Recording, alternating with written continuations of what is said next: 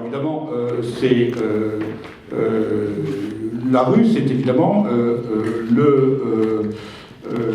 l'occasion de mettre l'autre dans un état d'hébétude et de stupéfaction absolument extraordinaire, parce qu'il est persuadé qu'il y a quelque chose et il n'y a rien.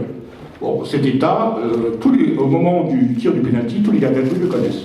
Ils plongent d'un côté, et ils ont un moment de sidération, parce qu'ils ont plongé pour du vent. Il n'y a pas de ballon, le ballon va passer à côté. C'est la ruse la plus fondamentale, la plus basique, c'est la ruse dite du contre-pied.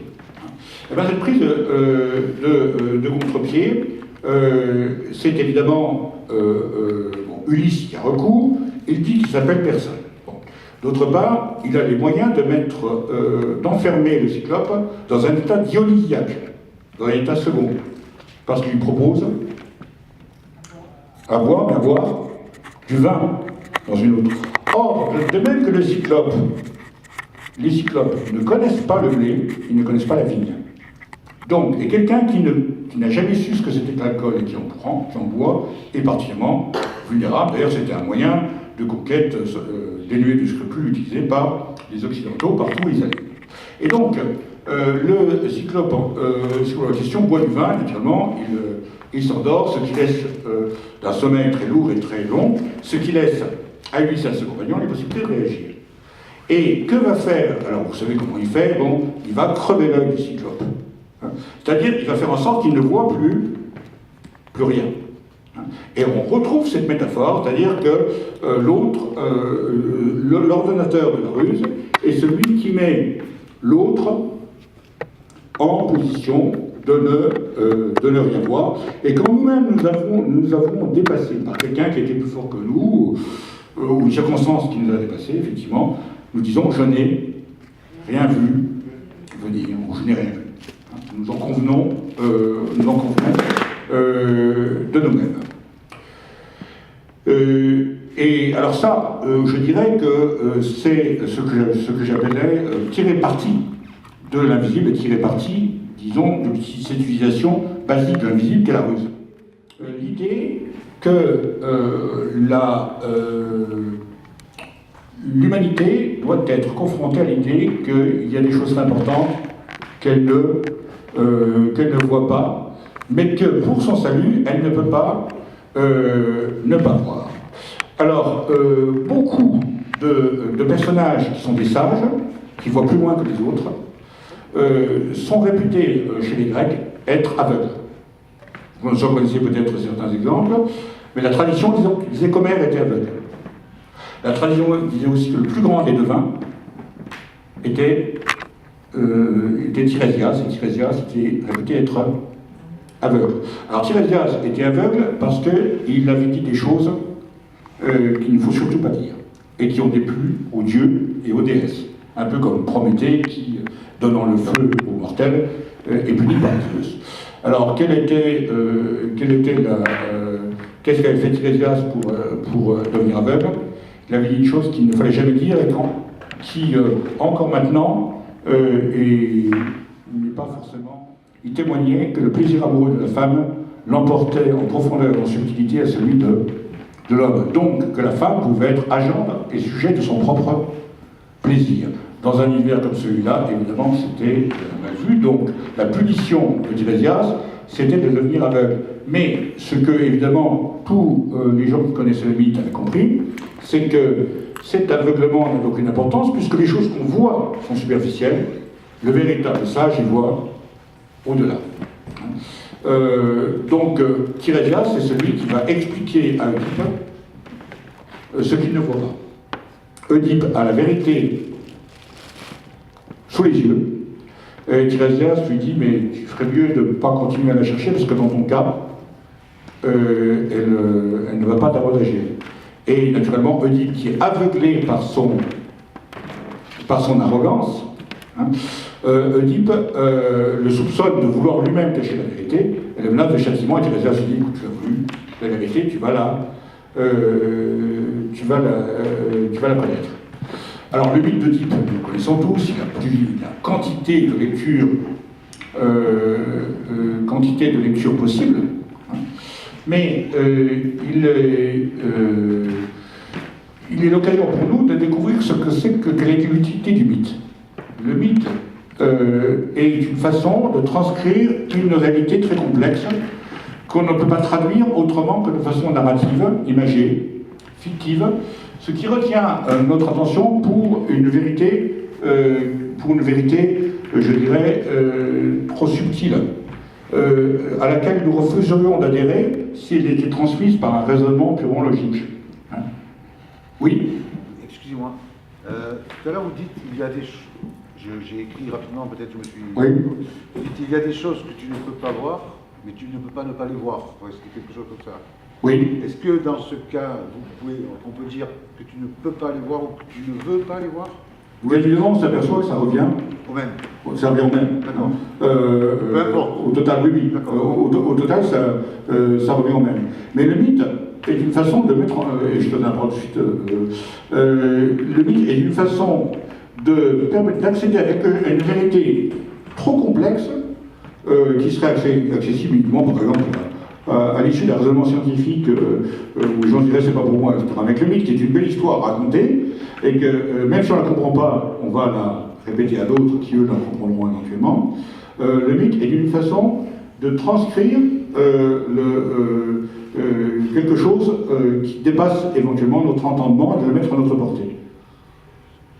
J'étais un petit peu surpris que dans un monde où on se soucie beaucoup de lumière, de logique, d'explication, on arrive à trimballer un message du genre la filiation génétique est uniquement masculine. Et alors, justement, avec de la logique, on a pu fabriquer une idée pareille, sauf si la logique, il n'y en a pas, et la lumière, il n'y en a pas. Non, la logique, si tu veux, elle était opérationnelle. Simplement, ce qui manquait, c'était tout simplement l'état des connaissances. Plus, évidemment, le poids qu'il ne faut pas méconnaître des représentations mythologiques, évidemment. Donc, de ce point de vue-là, les Grecs étaient pris au défaut. On ne peut pas dire que les Grecs ne se trompaient, les philosophes eux-mêmes ne se trompaient jamais. Mais nous-mêmes, nous sommes encore, quelque part, prisonniers de l'idée de tel père, tel fils, des choses de genre. Hein. Au passage, on a envie de dire, merci des Grecs, je veux dire, c'est plutôt révoltant de s'apercevoir qu'on doit s'en grec. Alors, écoute, les féministes sont ravis de te compter parmi leurs plus sûrs soutiens, mais c'est sûr qu'on ne peut qu'être révolté de ce point de vue-là actuellement. Et pas étonné qu'ils se soient intéressés à l'invisible, au paradoxe, à tout ce qui pourrait contredire ces vérités insupportables. Oui, simplement, bon, il faut encore une fois relativiser et partir du principe qu'ils faisaient de leur mieux avec l'état actuel de leur connaissance et qu'aussi, ils étaient évidemment sous le poids de leur propre préjugé, malgré tout. Et par rapport, je dirais, par rapport à d'autres, oui. Justement, par rapport à cette question-là, c'est là où ça rejoint complètement la question de l'invisible et pourquoi les mythologies viennent appuyer sur des choses qui peuvent être évidentes à voir et qu'on ne veut pas voir. Par exemple, la question du père, justement, Freud en parle, c'est-à-dire que pourquoi on insiste autant, c'est parce que c'est quelque chose, c'est-à-dire qu'on ne peut pas savoir qui est le père, vraiment. C'est-à-dire que chez la mère, ça se voit, mais le père, ça ne se voit pas. Donc on a besoin encore d'appuyer et que la filiation soit marquée d'une nomination, par exemple. Tout à fait. D'ailleurs, le mythe d'Oedipe, le mythe d'Oedipe rend compte de ce problème. D'ailleurs, le mythe d'Oedipe, c'est l'histoire d'une cité qui est entrée dans l'ère patriarcale, mais qui ne voudrait pas y entrer. Qui voudrait en revenir à l'état antérieur. L'état antérieur, c'est la filiation matrilinéaire. C'est-à-dire qu'on ne se préoccupe pas de savoir qui est le père. Qui a planté les graines, on ne veut pas savoir. Il n'y a que des oncles et des grands-oncles. Ce qui permet au passage de nier l'existence le rôle de la sexualité. Un monde sans sexualité. Le monde de Walt Disney, par exemple, dans la publication de Walt Disney, c'est un monde qui, d'après les règles des publications pour la jeunesse, dans les médias américains, devait éloigner la sexualité. Du coup, chez Mickey et chez Donald, il n'y a pas de père, il n'y a pas de grand-père, il n'y a que des oncles et des neveux. Hein? C'est-à-dire que les enfants sont sous le contrôle de l'oncle ou du grand-oncle. Le grand-oncle Picsou, l'oncle Donald, etc. Ça va très très loin. En Afrique encore maintenant, lorsqu'on veut témoigner son respect pour quelqu'un qui a sur soi-même de l'importance, on l'appelle mon oncle. Hein? Et pendant longtemps, c'était l'oncle, c'est-à-dire le grand frère, le frère aîné, pas forcément aîné de la mère, qui a autorité. On retrouve ça spontanément dans les cités, les grands frères, là où les pères sont absents, là où les pères ne peuvent pas suivre. C'est quelque chose qui est très, très ancien dans l'humanité, et on s'en aperçut comment par le langage. Par exemple, le mot qui a donné aïeul en français, aus, et qu'on traduit à l'époque classique par grand-père, voulait dire au départ grand-oncle. C'est comme ça qu'on s'est aperçu qu'il y avait anguille sous roche. Hein. Et donc, l'histoire, pour en terminer avec, c'est évidemment ce mythe inépuisable, qui est le mythe d'Œdipe, il faut se rendre compte que d'une certaine manière, l'histoire d'Œdipe, c'est l'histoire d'une régression. C'est-à-dire que le parti des oncles décide de récupérer le pouvoir et de décréter d'indignité l'intrus qu'est Œdipe. Souvenez-vous, dans l'histoire, qui prend le pouvoir lorsque Œdipe est chassé? C'est l'oncle, c'est Créon. Créon qui est l'oncle d'Antigone, l'oncle de tous les enfants d'Œdipe. Bon, pour revenir à un autre personnage qui est Tirésias, Tirésias dit à Œdipe, explique à Œdipe qu'il est maudit, hein, et que même si ce n'est pas forcément de sa faute, il doit servir de cas exemplaire. Et il lui dit, puisqu'il a, je dirais sans s'en rendre compte, il a pratiqué l'inceste, il lui dit, malheureux, tu ne peux pas dire si tes frères, si tes fils sont tes fils ou tes frères, tu ne peux pas dire si tes filles sont tes filles ou tes sœurs. Donc, il met le désordre dans le vocabulaire de la parenté, c'est-à-dire dans l'ensemble du langage, et il menace l'humanité d'une régression vers l'animalité. Hein. Donc, on ne s'y reconnaît plus. Donc, le cas d'Œdipe est pendable pour cette raison. Que fait Œdipe d'ailleurs pour se punir? Vous vous souvenez, dans le mythe? Il se crève les yeux. Je n'ai pas vu ce que j'aurais vu, ce que j'aurais dû voir. Hein. Donc, vous voyez la cohérence totale du mythe. Alors, le mythe, c'est quelque chose d'absolument extraordinaire parce que c'est une histoire qui peut nous paraître, dans ses détails, anecdotiques, mais où l'anecdote n'existe pas. Dans un mythe bien transmis, il n'y a aucun détail qui soit là de façon arbitraire. Je vais vous donner un exemple. Œdipe est quelqu'un connu pour son arrogance.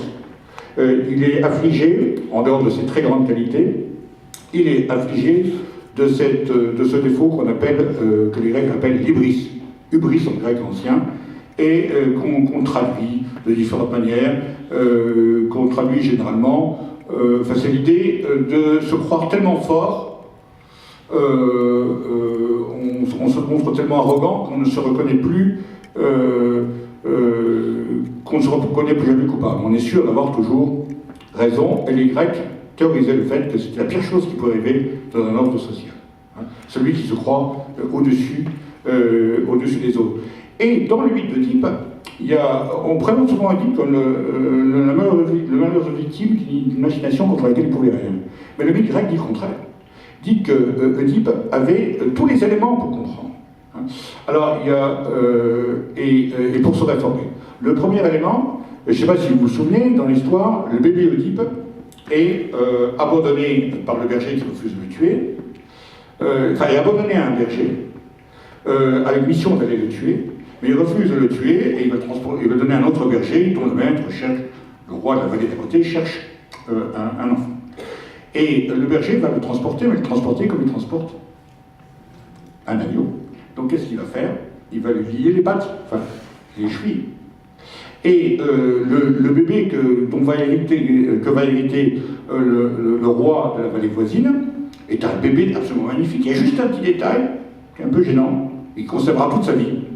Il a les chevilles enflées. Quelqu'un qui est arrogant. Ça va les chevilles?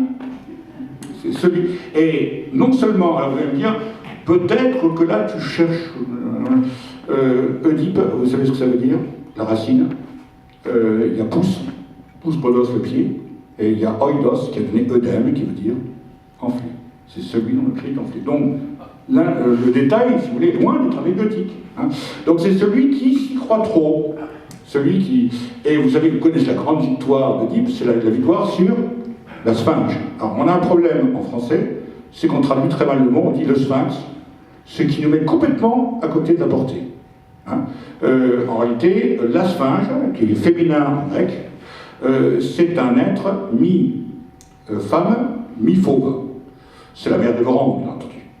C'est la mère qui veut, qui ne se console pas que l'enfant se soit détaché d'elle et qui veut le réingurgiter, d'accord, hein. Et évidemment, que fait la sphinge elle mange tous ceux qu'elle rencontre et qui sont incapables de répondre à sa question. Alors, quelle est la question posée par la sphinge? C'est la fameuse énigme, la première de toutes, mais qui est celle-là. Qu'est-ce que c'est que l'énigme? C'est ce qui a trait à ce qui est caché, ce qui est dans l'obscurité, ce qui est invisible, mais qu'on devrait absolument voir, et qu'on a tous les moyens de voir, qu'on ne peut pas, comme vous le rappeliez, qu'on ne peut ni ne doit ne pas voir. Elle leur dit, vous vous souvenez de l'énigme de la sphinge? Quel est l'animal qui? Le matin, à midi, le soir. Et évidemment, la réponse astucieuse, c'est l'homme. Et on se dit, ah, il est malin, c'est dit, etc. Mais quand on a dit ça, on n'a rien compris. On est resté à la lettre de l'énigme. Qu'est-ce qu'elle dit, cette énigme? L'homme est un animal. Quel est l'animal qui? L'homme est un animal. Et qu'est-ce qu'elle dit, ce faisant? Si vous méconnaissez un certain nombre de règles, animaux, vous redeviendrez complètement, vous perdrez votre humanité. Et quelle est la seule loi que l'ensemble des ethnologues et anthropologues envoyés sur le terrain au XIXe siècle ont découvert comme universelle? C'est la loi dite la prohibition de l'inceste, dont on a vu les contre-mesures uniquement dans deux domaines, donc chez les animaux et puis chez les dieux. Et chez les dieux, et je vous en apprends juste après, chez les dieux, on l'a constaté, parce que les empereurs fous romains et Pharaon, qui n'était pas fou, Pharaon avait le droit d'épouser sa sœur parce que c'était un dieu. Et ceux qui se prenaient pour des dieux, comme Caligula, et d'autres, pratiquaient l'inceste avec leur sœur, puisqu'ils n'étaient plus dans l'humanité. Et comme les dieux du panthéon gréco-romain, qui avaient épousé leur sœur, ils pouvaient. Mais donc, il y a cette idée-là. Alors, il y a monsieur qui a demandé la parole. Alors, simplement, vous dites que l'homme, à un moment donné, devient un animal. Oui. Bon, et un petit peu plus loin, vous dites que plusieurs philosophes ont découvert une loi universelle. Oui. Et après, j'ai pas entendu ce que vous avez dit à la fin. Oui, en fait, les ethnologues qu'on a envoyés sur le terrain, il y a une époque bénie de l'ethnographie où les Américains et les Occidentaux ont envoyé sur tous les continents, dans tous les territoires réputés explorés, sauvages, que sais-je encore, des enquêteurs pour faire le compte et pour essayer de trouver s'il y avait quelque chose qui pouvait s'appliquer à l'ensemble de l'humanité. La seule chose qui pouvait s'appliquer, c'était la prohibition de l'inceste. Avec évidemment des bémols, on peut toujours chicaner, il y a toujours des cas particuliers. Anita?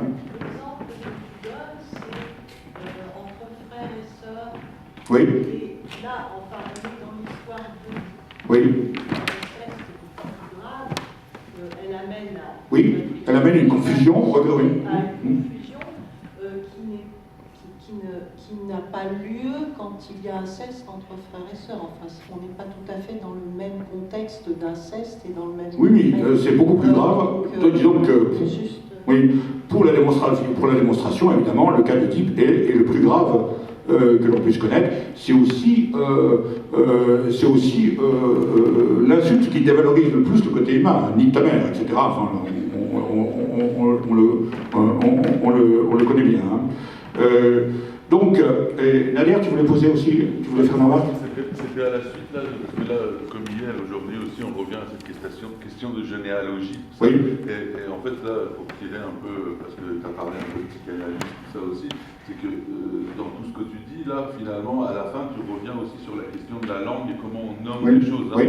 C'est-à-dire que comment, justement, par rapport à cette question de l'invisible, parfois, et cette idée de ne pas voir ou de ne pas vouloir savoir. Et ne pas nommer, c'est ne pas vouloir voir.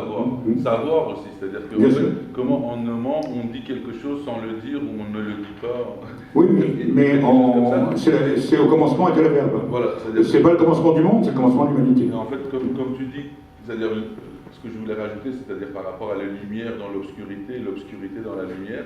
Et en fait, un point de vue freudien par rapport au schéma que tu disais là de Carré, c'est qu'en fait, lui, au début, il avait vu l'inconscient comme quelque chose des profondeurs aussi. Oui. Et en fait, peut-être que à la fin de ton discours, tu vas arriver à ça. C'est que justement, Lacan, ce qu'il rajoute à cette schématisation de l'inconscient, il dit que, déjà, il rajoute la question de la langue, c'est-à-dire il dit que Freud insistait beaucoup déjà, mais que lui, il met vraiment en avant. Et ensuite, par rapport à la schématisation de tout ça, il amène la question de la topologie. C'est-à-dire que c'est plus un truc à deux côtés, mais il y a aussi une surface qui émerge, et il amène du volume, quoi. Et en fait, justement, il a un schéma très intéressant par rapport à l'inconscient et le conscient, où il compare ça au non-moébien. C'est-à-dire que quand on marche d'un côté, on continue, et sans s'en apercevoir, on passe de l'autre côté. C'est-à-dire que l'inconscient est dans le conscient et le conscient dans l'inconscient. C'est-à-dire qu'il essaye de schématiser ça justement par la topologie, en fait. Oui, de toute façon, il faut d'une certaine manière le modéliser, le donner à voir. Donc, il y a... alors, j'ai parlé tout à l'heure de... Oui, non. J'ai parlé tout à l'heure d'un autre aveugle célèbre, qui est Homère. Alors, Homère fait partie de ces poètes chez qui on considère qu'il y a évidemment un enseignement philosophique très important. Vous savez que le regard sur la philosophie change complètement. La première moitié du XXe siècle, on considérait qu'un philosophe était un théoricien, avec des systèmes, avec l'abstraction. Et on admet maintenant, et les philosophes le premier, que les grands auteurs, les grands poètes, les grands artistes, sont les dépositaires d'une philosophie implicite, et qu'il nous faut mettre au jour. Et Homère, c'est le cas, c'est le plus grand philosophe de l'histoire de l'humanité, d'une certaine manière, parce que qu'est-ce que prouve l'histoire de l'Iliade et de l'Odyssée? C'est que la violence, qui est le phénomène le plus spontané, le comportement le plus spontané dans l'humanité, ne peut amener l'humanité qu'à sa perte. Et que seule la considération de l'autre peut nous aider à survivre et à nous développer. Et pour aller très très vite, l'histoire d'Ulysse dans l'Odyssée raconte de façon initiatique ce parcours-là. Ulysse raconte lui-même l'histoire et dit je. Donc il s'attribue en toute lucidité des actes absolument épouvantables. Quand il est chez les Phéaciens et qu'il raconte son histoire, après avoir été frappé d'une sorte d'amnésie, puis il ne sait plus qui il est, et c'est lorsqu'il entend un Aède, c'est-à-dire une sorte de troubadour de la cour des Phéaciens, raconter l'histoire de la guerre de Troie, qui se met à pleurer, et qui se dit, mais c'est de moi qu'on parle. Quand un poète parle de quelqu'un, c'est de nous. Quand un grand artiste parle de quelque chose de quelqu'un, c'est de nous qu'il parle. Et il raconte sous forme d'une confession où il n'y a pas de remords manifeste. C'est donné simplement à comprendre et à voir. Il raconte donc comment il en arrivait là, c'est-à-dire se trouver simple naufragé, alors qu'au départ, il était l'heureux amiral d'une flotte de plusieurs bateaux, et de bateaux pirates. C'est-à-dire, il raconte que quand il quitte Troie avec le butin qu'il mérite, et Dieu sait s'il en méritait, puisque c'est lui qui a l'origine de la prise, ils en font quand même, ils n'en ont pas jamais assez, et ils s'arrêtent chez un certain nombre de territoires, dans un certain nombre de cités, notamment la cité des Cyclones, qui est pas loin de Troie, et qui on débarque par surprise, on attaque la cité, on la brûle, on tue tous les hommes, on prend tout le butin, il dit tout ça, on viole les femmes, etc.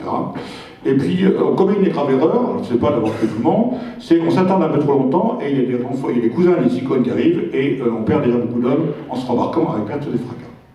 Et plus il avance, plus il est amené à modifier son comportement et à comprendre que la violence ne mène à rien. Et lorsqu'il arrive à la rencontre fondamentale de Nausicaa, il a le comportement d'un homme civilisé. C'est-à-dire qu'il est nu sur la plage, et Nausicaa, qui joue à la balle avec les servantes, après avoir fait la lessive de l'embouchure du fleuve, au lieu de faire ce qu'un homme pourrait faire devant une jeune fille à sa portée, il commence par se vêtir décemment en cachant sa nudité par les branchages. Et puis ensuite, il lui adresse la parole de façon très courtoise. Et Nausicaa, qui vient d'un peuple très civilisé, qui est celui des Phéaciens, n'a même pas peur. Elle n'a pas peur. Elle l'écoute et elle lui donne les meilleurs conseils.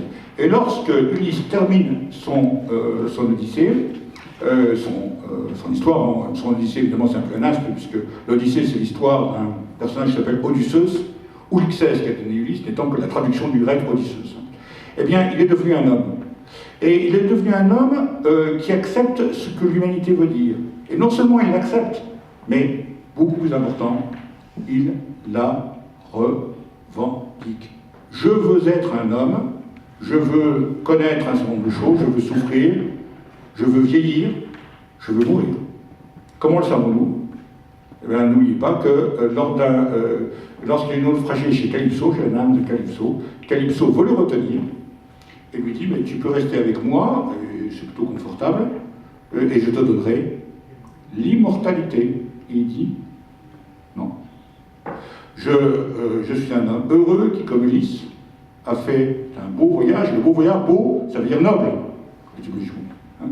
Et puis est revenu plein d'usages et raisons, vivre entre ses parents, le reste de son âge. C'est-à-dire qu'on est un homme quand on accomplit l'ensemble du parcours. Il va retrouver Pénélope vieillie, qui elle-même l'a attendu.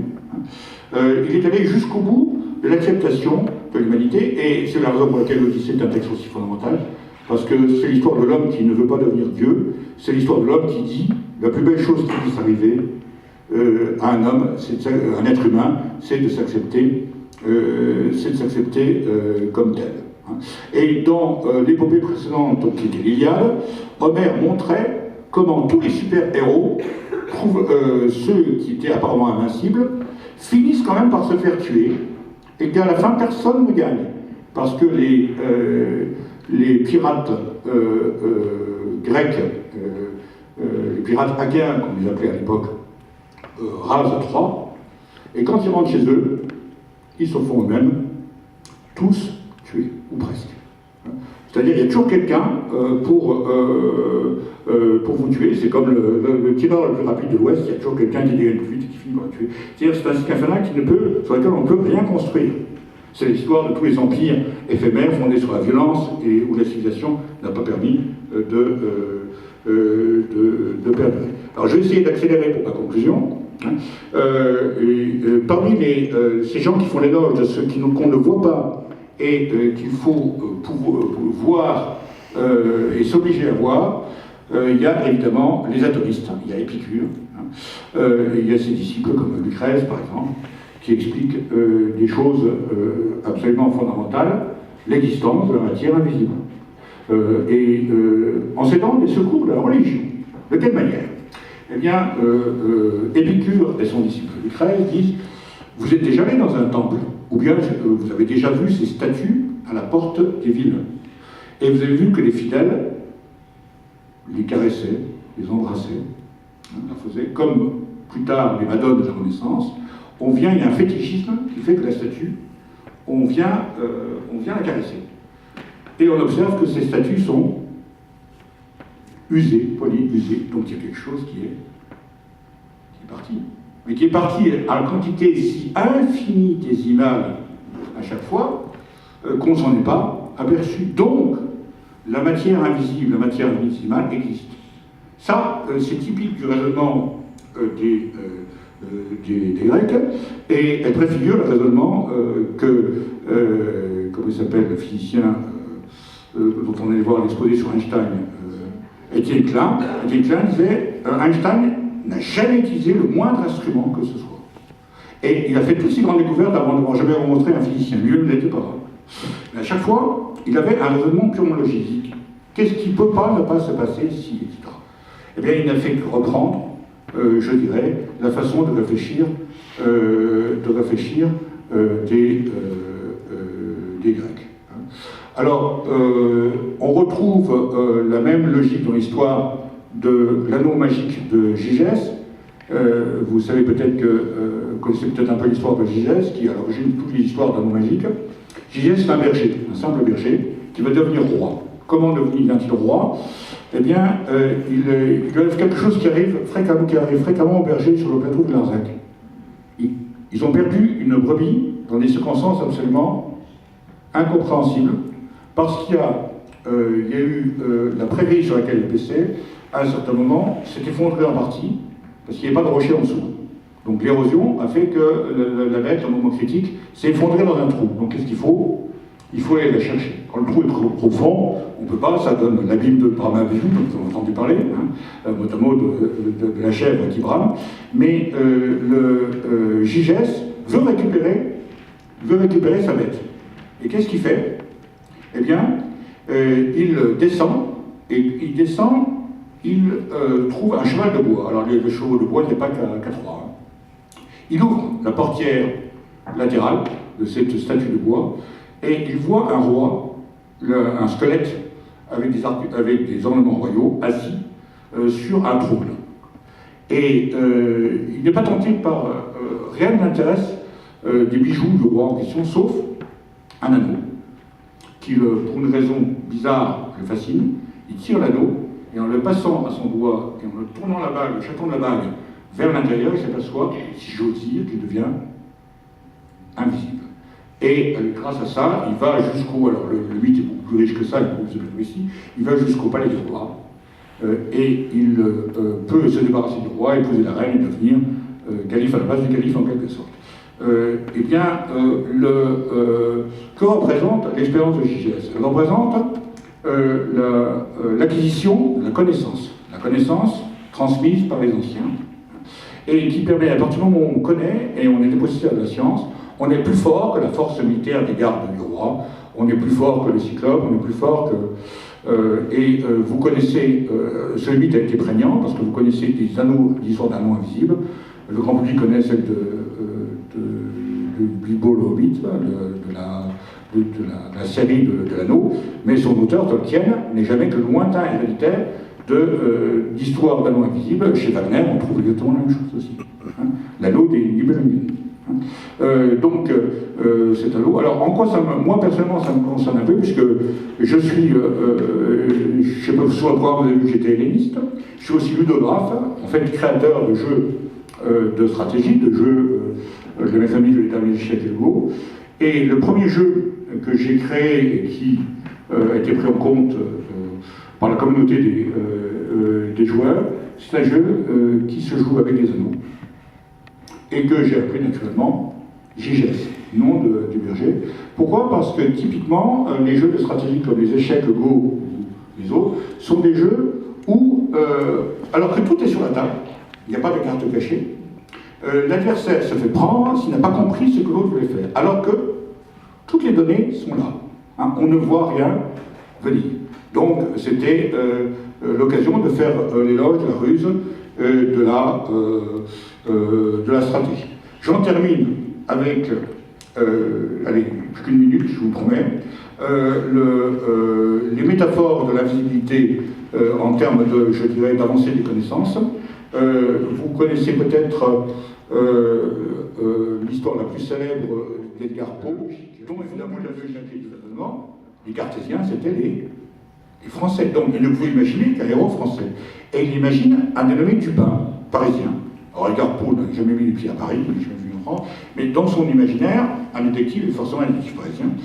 Et il est chargé par le ministère de la police de retrouver un document qui compromet un proche de la famille royale. Et ce document, c'est un ministre qui l'a volé, on le sait, c'est sûr, et ce ministre va prendre un pouvoir exorbitant par chantage sur la famille royale si on ne récupère pas le document. Mais comment faire avec un ministre? On peut pas, on n'a pas la preuve qu'il a fait ça. Il faut retrouver cette lettre absolument. Et Dupin dit, mais pendant que le ministre n'était pas là, vous n'avez pas envoyé vos sbires fouiller, et le chef de la police dit, si. Mais et on a tout tourné et retourné, on a des spécialistes, et on n'a jamais rien trouvé. Dupin se fait tout raconter, puis il dit, bon, bah, écoutez, emmenez-moi chez ce ministre au moment où il n'y est pas, puis la lettre, vous l'aurez 15 secondes après que je serai rentré. 15 secondes après que je serai rentré. Alors, le chef de la sûreté est évidemment un tout petit peu...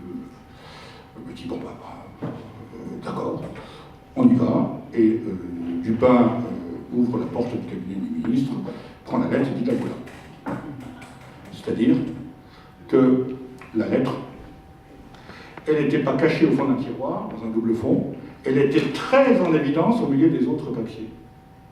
C'est-à-dire qu'elle était tellement évidente que, évidemment, on n'allait pas le chercher. Et c'est en fait une métaphore de ce que c'est que l'énigme.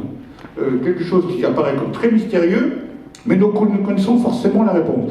Si nous ne connaissons pas la réponse, et que nous ne voulons pas, et genre même que nous ne voulons pas la voir, ce n'est pas une énigme. Hein? L'énigme, c'est que nous ne savons pas, c'est que nous ne voulons pas ne pas voir, hein, pour en revenir à ce fondamental. Hein. Pourquoi les autres algorithmes ne comprenaient pas la solution de l'énigme du singe? Parce que la réponse était trop près d'elle-même. La réponse était l'homme, ce que je suis. Hein. Et donc, c'est l'histoire de ce qui se passe quand vous cherchez partout votre stylo. Et il est effectivement, donc c'est oui, j'ai un connaisseur, oui, sur l'oreille. Hein. Et c'est trop près. Si c'est trop près, on ne voit pas. Cette idée que l'arbre cache la forêt, hein, cette idée que ce qui est visible est en quelque sorte trop près, les surréalistes s'en sont régalés avec une phrase qui paraît très mystérieuse et qui est récurrente dans un certain nombre de tableaux. Je ne vois pas la femme cachée dans la forêt. Je ne sais pas si vous connaissez l'existence de cette phrase. Et il y a un autre. Il y a une autre phrase qui était très étonnante. C'était la mention d'une fameuse Rose, c'est la vie. Rose comme le prénom, et c'est la vie, S-E-L-A-V-Y. Ça vous dit quelque chose? Cette phrase apparaît comme toujours très mystérieuse. Et en réalité, si vous regardez bien,